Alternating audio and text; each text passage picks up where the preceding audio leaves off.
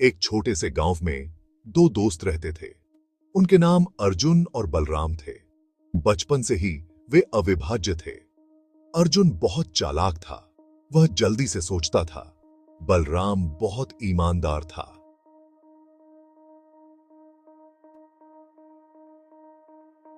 वह हमेशा सच बोलता था। अर्जुन और बलराम हमेशा एक साथ खेलते थे। वे एक दूसरे की मदद करते थे। वे सच्चे दोस्त थे। गांव में जीवन सरल था, पर अर्जुन और बलराम बड़े सपने देखते थे। वे अमीर बनना चाहते थे। एक दिन अर्जुन को एक विचार आया।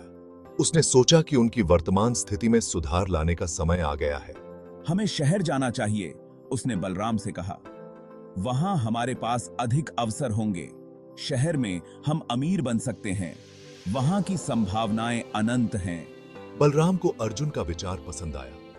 उसने तुरंत सहमति जताई। वे अपना बोरिया बिस्तर बांधकर शहर की ओर चल पड़े। उनके मन में नए सपने और उम्मीदें थीं। रास्ते में उन्हें एक बूढ़ा बाबा मिला। बाबा ने उनकी आंखों में चमक देखी। बाबा ने उनकी बातें सुनी। उन्होंने उनकी योजनाओं को ध्यान से सुना। अच्छा है, तुम मेहनत करना चाहते हो, बाबा ने कहा, लेकिन हमेशा ईमानदार रहना। ये तुम्हारी सबसे बड़ी पूंजी होगी। ईमानदारी ही सबसे बड़ा धन है, इसे कभी मत खोना। अर्जुन और बलराम शहर पहुंचे। उनके दिल में उत्साह और उम्मीद थी। उन्होंने बाबा की सलाह याद रखी। यह उनके लिए मार्गदर्शक सिद्धांत बन गया।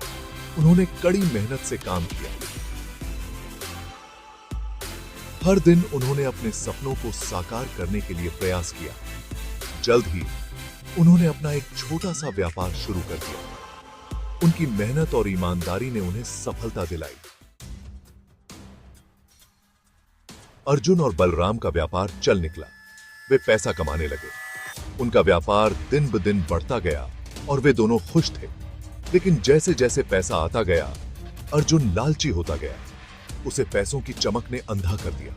वह और अधिक पैसा चाहता था। उसकी लालच की भूख बढ़ती जा रही थी और वह इसे जल्दी चाहता था। उसे धैर्य नहीं था।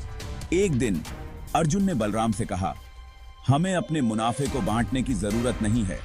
मैं सारा पैसा रखूंगा। यह मेरा हक है। तुम बस मेरे लिए काम करते रहो। मैं तुम्हें वेतन दूंगा। बलराम हैरान रह गया।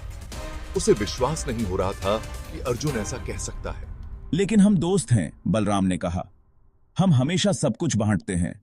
हम हमेशा एक दूसरे का साथ देते हैं। अब और नहीं, अर्जुन ने ठंडे स्वर में कहा। अब यह सिर्फ मेरा है। अगर तुम्हें यह पसंद नहीं है तो तुम जा सकते हो। मुझे तुम्हारी जरूरत नहीं है। बलराम बहुत दुखी था। उसे अपने दोस्त पर विश्वास नहीं हो रहा था, लेकिन उसके पास कोई विकल्प नहीं था। वह अर्जुन का व्यवसाय छोड़कर चला गया। अर्जुन को लगा कि अब वह और भी अमीर बनेगा, लेकिन वह गलत था। बलराम के बिना अर्जुन का व्यवसाय बिगड़ने लगा। अर्जुन ने गलतियां करना शुरू कर दिया। वह ग्राहकों को धोखा देने लगा। जल्द ही उसकी इज्जत खराब हो गई। ग्राहकों ने उससे सामान खरीदना बंद कर दिया। अर्जुन का सारा पैसा खत्म हो गया। वह कंगाल हो गया। अर्जुन हार गया था। उसकी आंखों में निराशा और चेहरे पर थकान साफ झलक रही थी। वह बीमार और थका हुआ गांव वापस चला गया। उसके कदम भारी थे और दिल में पछतावा। वह बलराम के घर गया। बलराम ने दरवाजा खोला और अर्जुन को देखकर चौंक गया।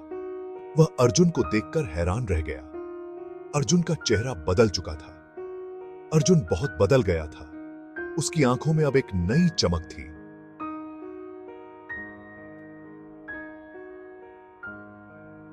पतला और कमजोर दिख रहा था। उसकी हालत देखकर बलराम का दिल पिघल गया। बलराम, अर्जुन ने कहा। उसकी आवाज फटी हुई थी। उसकी आंखों में आंसू थे। मैंने बहुत बड़ी गलती की है। मुझे अपनी गलती का एहसास हो गया है। मैं लालची हो गया था। मैंने तुम्हें धोखा दिया। मुझे माफ कर दो। कृपया मुझे माफ कर दो। मैं अपने के पर बहुत शर्मिंदा हूं। बलराम का दिल पिघल गया। उसने अर्जुन की सच्चाई को महसूस किया। वह जानता था कि अर्जुन ने गलती की है, लेकिन उसने अर्जुन के पछतावे को भी देखा। लेकिन वह यह भी जानता था कि अर्जुन को पछतावा है। उसने अर्जुन को माफ करने का फैसला किया। अर्जुन, चिंता मत करो अर्जुन, बलराम ने कहा। मैं तुम्हें माफ करता हूं। हम फिर से शुरुआत कर सकते हैं। अर्जुन को राहत मिली। उसे एहसास हुआ कि सच्ची दोस्ती पैसे से ज्यादा कीमती होती है। अर्जुन और बलराम ने फिर से साथ काम करना शुरू कर दिया। इस बार वे लालची नहीं थे, वे ईमानदार थे। वे कड़ी मेहनत करते थे। धीरे धीरे उन्होंने अपना जीवन फिर से बना लिया।